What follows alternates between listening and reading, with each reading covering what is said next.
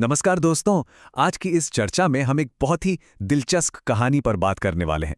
भारतीय राष्ट्रीय कांग्रेस के शुरुआती 20 साल यानी 1885 से लेकर 1905 तक का समय। ये वो दौर था जिसने असल में भारत के स्वतंत्रता संग्राम की पूरी नींव रखी थी। तो चलिए बिना किसी देरी के सीधे इस विषय की गहराई में उतरते हैं। आप जरा सोचिए, दुनिया के सबसे शक्तिशाली ब्रिटिश साम्राज्य को कानूनी तौर पर कैसे चुनौती दी जा सकती है? क्या ये मुमकिन भी लगता है? आज हम यही देखेंगे कि कैसे हमारे शुरुआती नेताओं ने अंग्रेजों से लड़ने के लिए कोई हथियार नहीं उठाए, बल्कि शालीनता, विनम्रता और संवैधानिक कानूनों को अपना सबसे बड़ा हथियार बनाया। सच में ये हमारे राजनीतिक इतिहास की एक बेहद अनोखी और चौंकाने वाली सच्चाई है। तो 1885 से 1905 तक के इस मूलभूत काल को मॉडरेट फेज यानी उदारवादी चरण कहा जाता है। इस दौर को चलाने वाले नेता उदारवाद या लिबरलिज्म में पक्का यकीन रखते थे। मतलब उनका साफ मानना था कि अपनी बात मनवाने के लिए सिर्फ और सिर्फ कानूनी दायरों में रहकर ही काम करना है, जिसे वो संवैधानिक आंदोलन या कॉन्स्टिट्यूशनल एजिटेशन कहते थे। सीधे टकराव या किसी भी तरह की हिंसा के लिए उनके पास कोई जगह नहीं थी, बिल्कुल नहीं। अगर हम इस दौर के मुख्य वस्तुकारों पर नजर डालें तो दादा भाई नौरोजी, फिरोज शाह मेहता, डी.ई. वाचा, एस.एन. बनर्जी और डब्ल्यू.सी. बनर्जी जैसे कुछ बहुत ही बड़े नाम सामने आते हैं। इन महान हस्तियों ने ही पहली बार देशवासियों को राजनीतिक मुद्दों पर एकजुट करने का बीड़ा उठाया था। इन्होंने शिक्षा और जागरूकता को अपना माध्यम बनाया ताकि जनता की एक ठोस और मजबूत राय तैयार की जा सके। अब यहाँ इतिहास का एक बहुत ही रोचक और शायद आज हमें थोड़ा अजीब लगने वाला पहलू सामने आता है। इन नेताओं की जो मूल विचारधारा थी ना, वो ये थी कि ब्रिटिश सरकार असल में भारतीयों के साथ न्याय करना चाहती है। जी हाँ, उनका मानना था कि समस्या अंग्रेजों की नीयत में नहीं है, बल्कि वो भारत की जमीनी हकीकत से पूरी तरह अनजान है। उनका सीधा सा लॉजिक था कि अगर हम अंग्रेजों को भारत की असलियत बता देंगे तो वो खुद ब खुद हमें न्याय दे देंगे। और अपनी इसी सोच को जमीन पर उतारने के लिए उन्होंने एक बड़ा ही सुव्यवस्थित तरीका अपनाया। इसे 3P मेथड कहा जाता है। पहला P था पिटिशन, यानी सरकार को अपनी समस्याओं के लिए अर्जियां देना। दूसरा P था प्रेयर, मतलब बिल्कुल शांतिपूर्ण तरीके से निवेदन करना। और तीसरा था प्रोपोगेंडा, यानी अपनी मांगों का जनता और ब्रिटिश हुकूमत के बीच जोरदार प्रचार करना। तो देखा जाए तो ये कोई आक्रामक तरीका नहीं था, बल्कि एक बहुत ही सधी हुई कूटनीति थी। ठीक है, तो अब सवाल ये उठता है कि वो इस 3P तरीके से आखिर मांग क्या रहे थे। इन मांगों को हम आसानी से समझने के लिए दो मुख्य हिस्सों में बांट सकते हैं।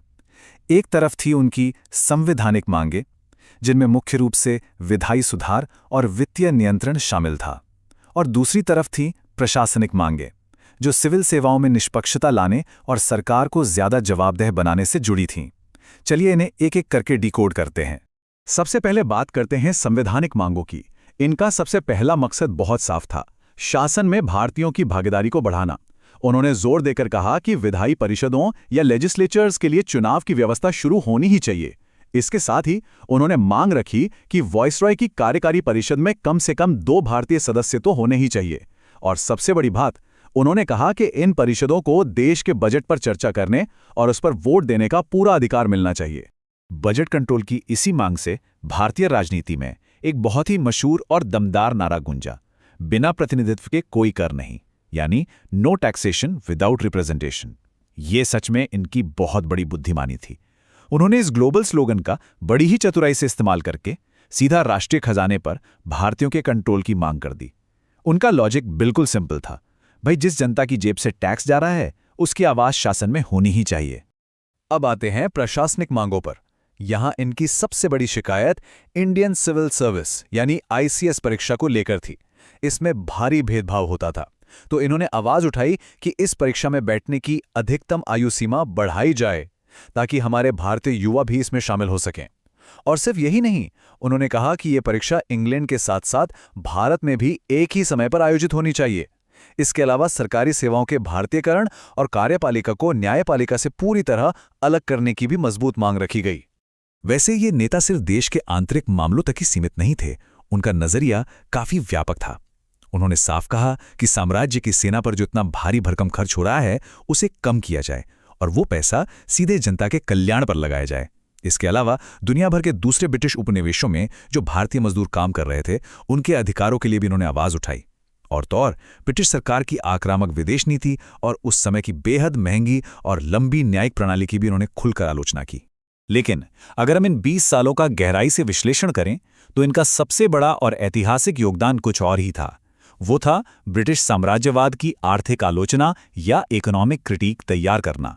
दादाभाई नौरोजी जैसे नेताओं ने पहली बार यह साबित किया कि कैसे भारत की संपत्ति को चूस कर देश से बाहर ले जाया जा रहा है।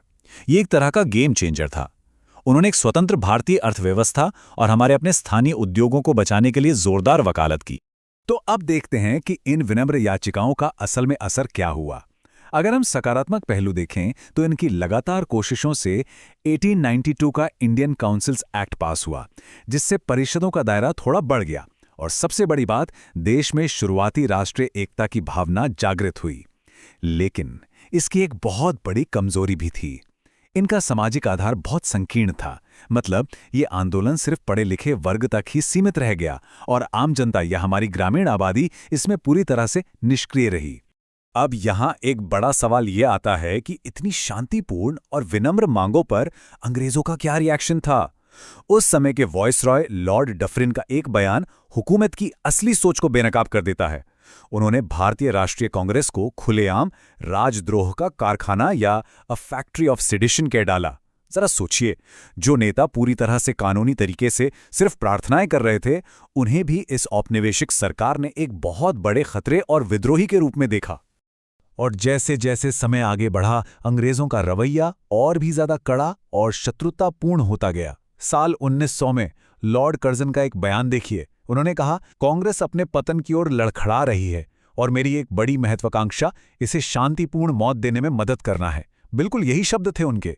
इसी खतरनाक सोच के साथ ब्रिटिश सरकार ने कांग्रेस को तोड़ने के लिए फूट डालो और राज करो की कुटिल नीति अपनानी शुरू कर दी, ताकि इन उदारवादियों को उग्रवादियों के खिलाफ खड़ा किया जा सके। तो इस पूरी चर्चा के अंत में एक बहुत ही गहरा सवाल हमारे सामने छूट जाता है।